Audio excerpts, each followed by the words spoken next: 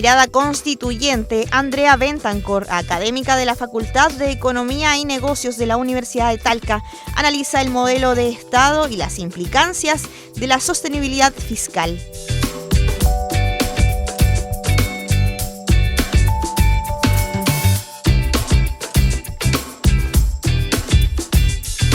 Bueno, yo creo que uno de los debates más importantes que está sucediendo en estos momentos es respecto al tipo de Estado justamente.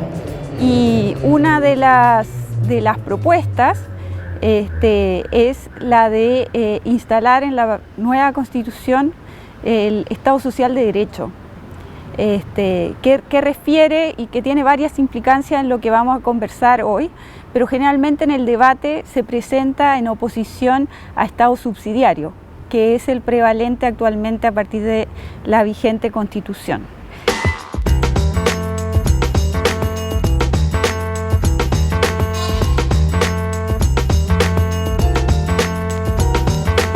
Bueno, se refiere a las garantías de provisión de algunos bienes y se refiere a la calidad de vida, digamos, en la práctica que podría acceder la ciudadanía a partir de ciertas garantías que tendrían que hoy no son ejecutables fácilmente.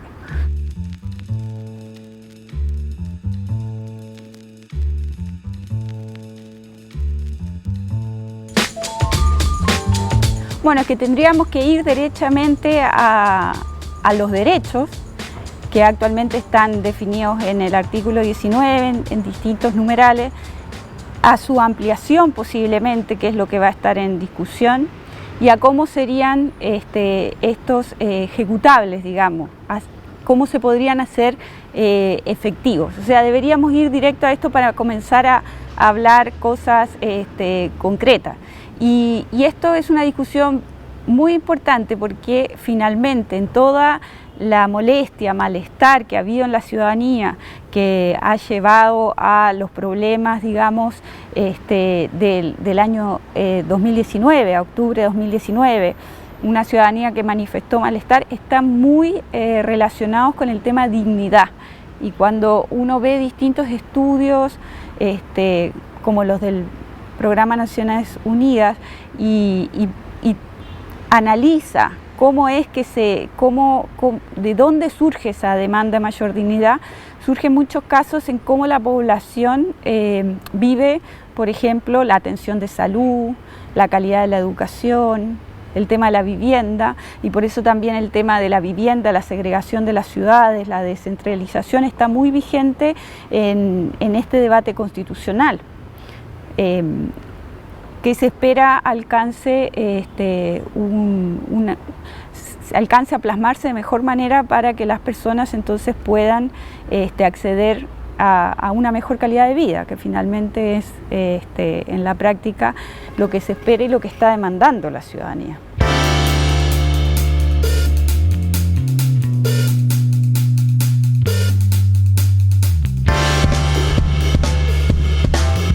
Bueno, sostenibilidad fiscal, en términos simples, cuando tú miras lo que es el presupuesto del Estado y lo miras a través de los años, es el hecho de que tú recaudes, es decir, tengas ingresos similares a lo que son tus egresos, tus gastos, ¿sí?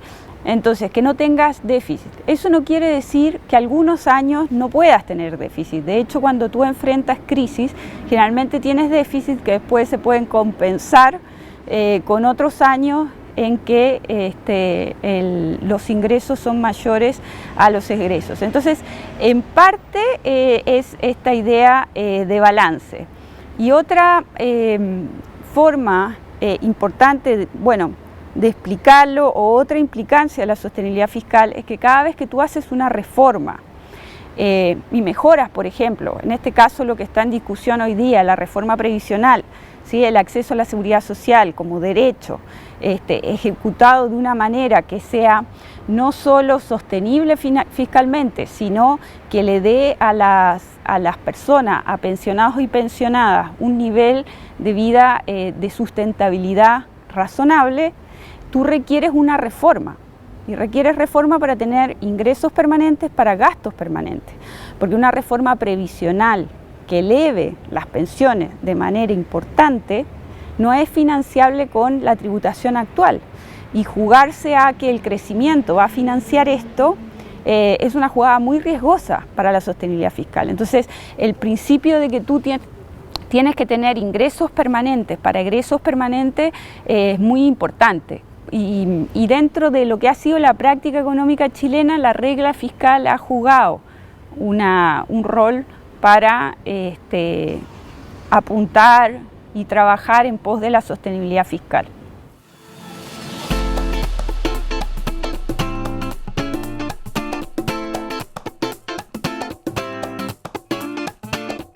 La práctica económica chilena y la instalación de una regla fiscal y en los últimos años del fortalecimiento de la institucionalidad fiscal con el Consejo Fiscal Asesor ha posibilitado cierto balance, ¿sí? Y por muchos años incluso ha posibilitado ahorros que luego se pudieron asignar a financiar y que estuviera completamente financiada, por ejemplo, la reforma previsional del 2008 que instaló la pensión básica solidaria y los complementos solidarios.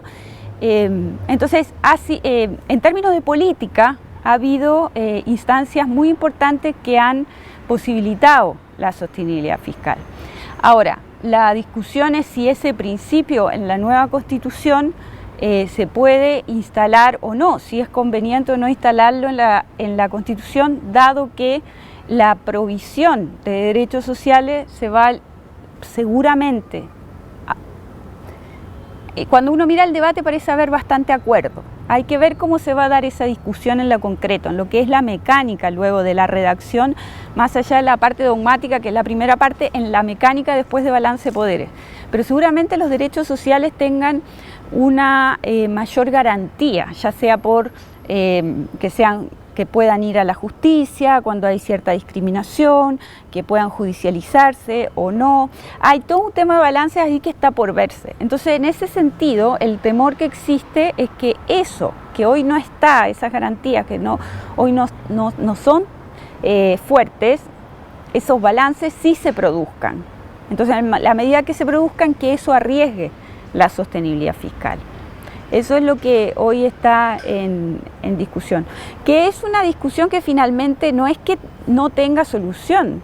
De hecho, hay evidencia de países que establecen la sostenibilidad fiscal siempre que apunte a la satisfacción, a la garantía y a la provisión de ciertos servicios públicos garantizados en la Constitución. No es que aparezca completamente desligado, sino que la sostenibilidad fiscal para asegurar que las actuales generaciones y las futuras tengan garantizados esos derechos. Y eso se refiere a la progresividad y a la no regresividad, que es lo que está establecido en la Carta de Derechos Humanos. Entonces, el principio de sostenibilidad fiscal no es contradictorio con la Carta de Derechos Humanos, que finalmente es lo que se está revisando en el debate constitucional.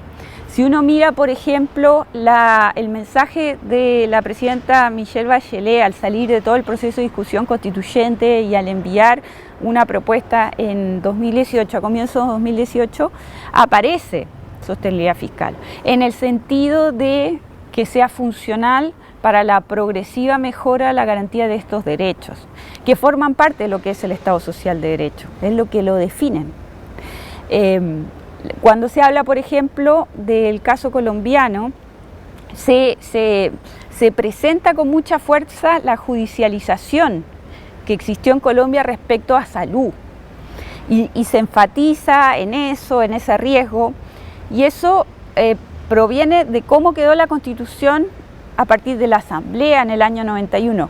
Pero cuando uno mira la experiencia colombiana, las décadas que pasaron después de esa Constitución, de ese texto, lo que ves es que en el año 2011 Colombia estableció el principio de sostenibilidad fiscal en función de progresivamente garantizar derechos. O sea, no de manera aislada, sino en función de ello. Y eso les generó un mecanismo de balance de poderes entre el Poder Judicial y el Ejecutivo que permitió mejorar moderar ese tema por distintas prácticas concretas que están allí establecidas. Pero lo interesante es no solo mirar la Constitución colombiana de 1991, sino también este artículo que se agrega en el 2011. Y de hecho, cuando uno mira el informe de la OECD que hace a Colombia, el más reciente, no aparece el tema fiscal vinculado a la judicialización de la salud como un problema, sino que aparece como riesgo las reparaciones por las negociaciones de paz, que es un tema completamente distinto. Entonces, yo creo que hay varios países que lo tienen. En el caso de Colombia se enfatiza mucho en el año 91 y no en el 2011. A partir de las discusiones constituyentes, el mensaje de la presidenta tiene una propuesta, también lo tenía establecido. O sea, no veo que sea un fundamento para no avanzar en derechos sociales.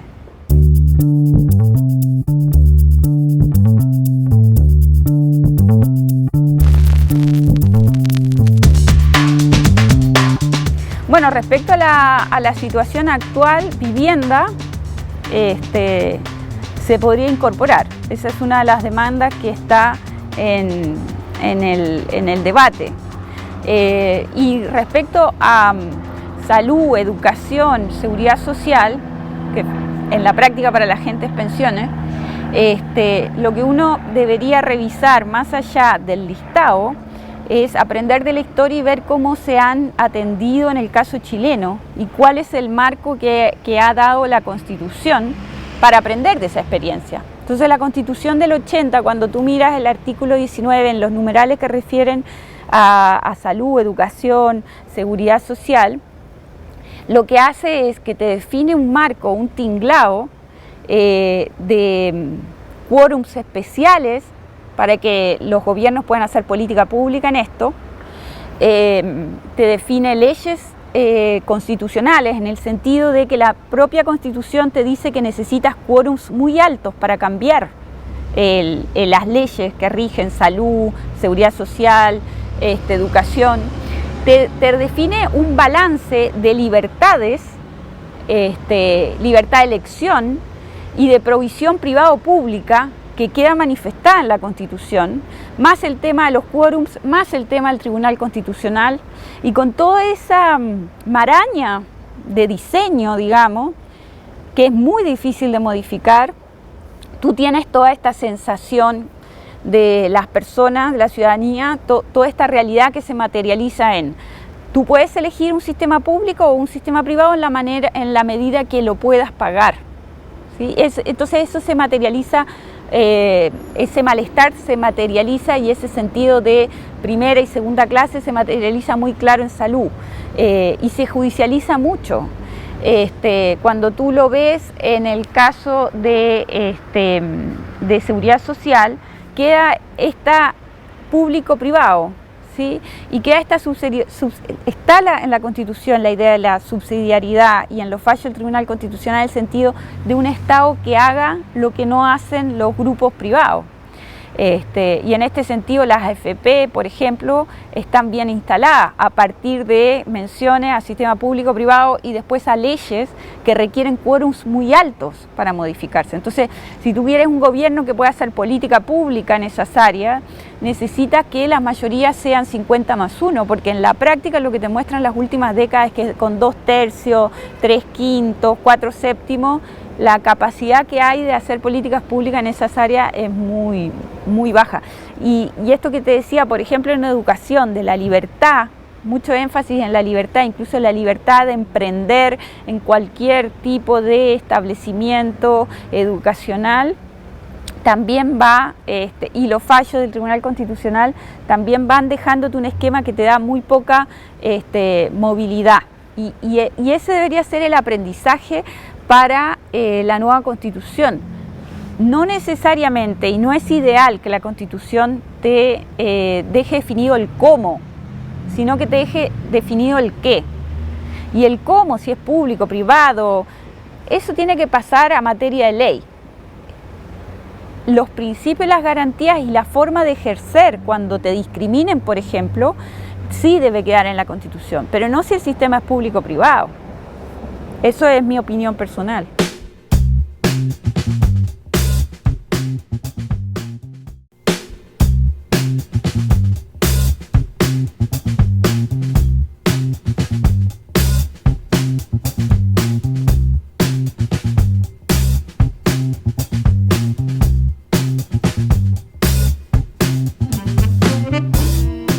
Bueno, es que acá hay una discusión en la que preferiría no entrar por mi área de trabajo, digamos, que refiere a si el Estado federal, unitario. También hay definiciones muy importantes, si el Estado, si se va a definir un régimen político parlamentario, un régimen político presidencial, semipresidencial, pero en lo concreto la discusión, y esto es una discusión democrática en la que uno puede estar aquí planteando opciones y ventajas, desventajas de cada una de las opciones, pero es posible que, por lo que uno escucha, que el Estado sea unitario, pero sí va a haber un mayor énfasis en la descentralización y en dejar los principios de descentralización bien asentados. Ahora, cuando uno va a la mecánica de cómo se materializa la descentralización, en la parte de la Constitución que hable de los procesos y los balances, que mencione el trabajo, la acción de lo que es el central, regiones, municipio, va a quedar el marco. O sea, la idea es que la Constitución tenga el rayado de cancha, pero cuando uno luego va a lo que es a lo que se va a materializar para la ciudadanía, eso es materia de ley.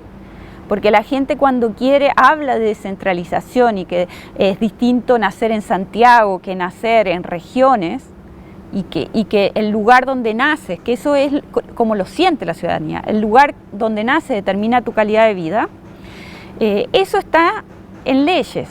Entonces cuando tú ves, por ejemplo, ahora tenemos elección de gobernadores, eso es producto de una ley. Ahora, el avance ha sido parcial porque la ley vinculada a la elección de gobernadores es como un cascarón, pero todavía a esas regiones, a ese gobernador democrático que va a ser elegido democráticamente, le faltan capacidades, le faltan competencias, le faltan recursos y todo eso es materia de ley. Entonces cuando tú tomas, por ejemplo, la situación actual, yo creo que este tema de la mecánica es muy importante. Entonces tú vas a tener probablemente una asignación más balanceada en términos de presupuesto para municipios, regiones, y nivel central va a ser diferente al actual, porque finalmente los municipios tienen mucho de lo que llega a la ciudadanía, tienen educación, tienen salud, y eso te requiere, volviendo a lo que hablábamos antes, sostenibilidad fiscal, que tú tengas un balance, en el sentido de que los presupuestos, cuando los consolides, tienen que garantizar la sostenibilidad nacional, ¿ya? Y ese es el tipo de cosas que se van a definir. Cuando tú ves hoy cómo se hace el presupuesto, es un presupuesto muy centralizado.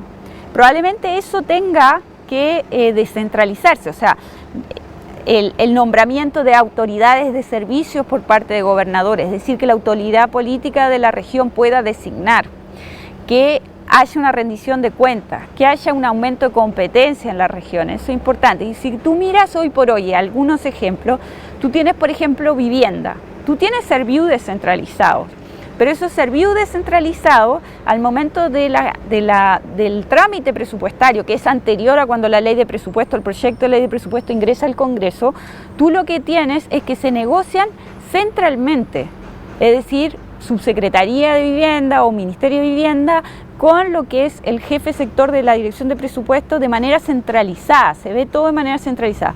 Tú puedes imaginarte que lo que está ya descentralizado cuando revisa el proyecto de presupuesto, que es salud, que tiene los servicios de salud que están descentralizados, en el sentido que lo ves como hojas aparte en el proyecto de ley de presupuesto. Vivienda, ya posiblemente esos son los candidatos a descentralizarse. Si tú haces una reforma en el sistema de capacitación, que es el CENSE, también deberías pensarla descentralizadamente, porque lógicamente quien está en la región tiene mejor conocimiento de las necesidades de capacitación de esa región que lo que tiene el nivel central. Entonces, eso en sí son materia de ley, pero ¿qué es lo que esperaría? Que el marcado de cancha que se dé en la Constitución facilite después que en un tiempo razonable tú puedas ir haciendo esa reforma para que le lleguen a la ciudadanía, si finalmente lo que uno quiere es que le llegue una mejor calidad de vida a la ciudadanía y que esta realidad de nacer en Santiago o nacer en regiones determina tu vida, no se dé más.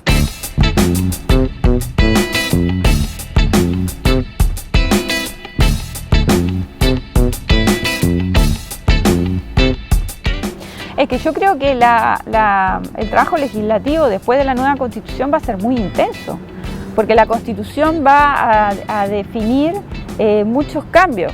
O sea, para hacerse cargo de lo que suceda, yo no puedo prever qué va a pasar en esa discusión. Y de esto que estamos conversando, qué es lo que va a ocurrir, qué se va a dar. Porque también depende de la elección, de lo que las personas finalmente elijan. Y si eligen constituyentes que se están manifestando a favor de un Estado social de derecho o si quieren mantener la subsidiariedad. Entonces, dependiendo de eso, cómo va a quedar la Constitución. Pero una vez que tú definas estos principios, estas garantías, si puedes recurrir a tribunales o no, la manera que puedes recurrir, si va a estar en ley o va a quedar más detallado allí, va a haber muchas leyes que van a tener que cambiar. Tú vas a tener que, por ejemplo, en descentralización, va a tener que seguir avanzando en hacer cambios para que la descentralización se haga efectiva. En todo lo que es equidad de género, que es una demanda muy fuerte de los movimientos feministas y que es algo que está constantemente en el debate, probablemente va a tener que hacer política pública para dar esa garantía una vez que tú establezcas, por ejemplo, que se apunte a una igualdad sustantiva, a que se materialice la igualdad. Y ahí es clave que tú determines que el Estado va a poder hacer acción afirmativa para llegar a esa igualdad. No solo un principio teórico asociado a igualdad de oportunidades. Entonces, eso te va a definir que las políticas públicas después puedan hacer acción afirmativa, que tú tengas los órganos autónomos con directorios paritarios, que tú tengas todo eso, que tú tengas temas de cuotas, que tú tengas políticas públicas que apunten a la mejor representación del sexo más desventajado. Todo eso va a requerir política pública, actos administrativos, leyes, así que y no va a ser instantáneo. Vas a tener una constitución y vas a tener muchos años de cambios en el Estado para reflejar la nueva constitución.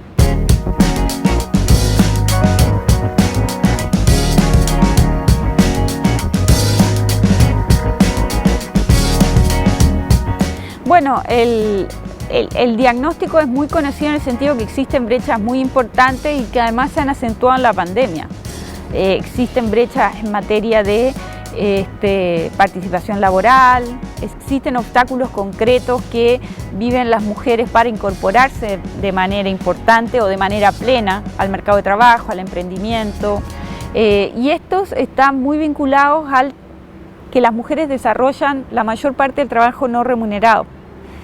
Y esa es una de las demandas más fuertes que existe hoy día del movimiento feminista, que se reconozca el trabajo no remunerado, que permita el acceso a la previsión social, que haya un Estado que socialice y que no deje en la mujer las tareas de cuidado, de crianza, el trabajo doméstico, porque eso tú tienes que en la actualidad esa es una de las limitantes que determina menor participación, que determina brecha de ingresos, que determina muchas cosas que cuando tú ves todos estos debates que se producen o grandes consultas hoy por hoy a través de redes sociales, dirigidas, focus group, etcétera, que son lo que manifiestan las mujeres. O sea, brecha de ingreso, brecha salarial, menor capacidad, discriminación en el trabajo, acoso laboral, acoso sexual, violencia, un país donde la mujer tenga garantizada una vida libre de violencia. Y todo eso es lo que se espera, no que todo el detalle quede definido, porque además para muchas cosas hay convenios internacionales que son muy ricos en eso. Que probablemente sea parte de la discusión la jerarquía de los convenios internacionales con la Constitución, pero ciertas cosas van a quedar redactadas. Y esas cosas que van a quedar redactadas, volviendo a algo similar que hablábamos, van a requerir acción del Estado y durante los siguientes años. Y lo importante es que quede bien claro que el Estado puede actuar ¿sí? En un marco de igualdad, igual puede hacer acción afirmativa, igual puede haber cuotas, igual puede definir consejo paritario. Y esto refiere al consejo de organismo autónomo, a sindicalización, etc.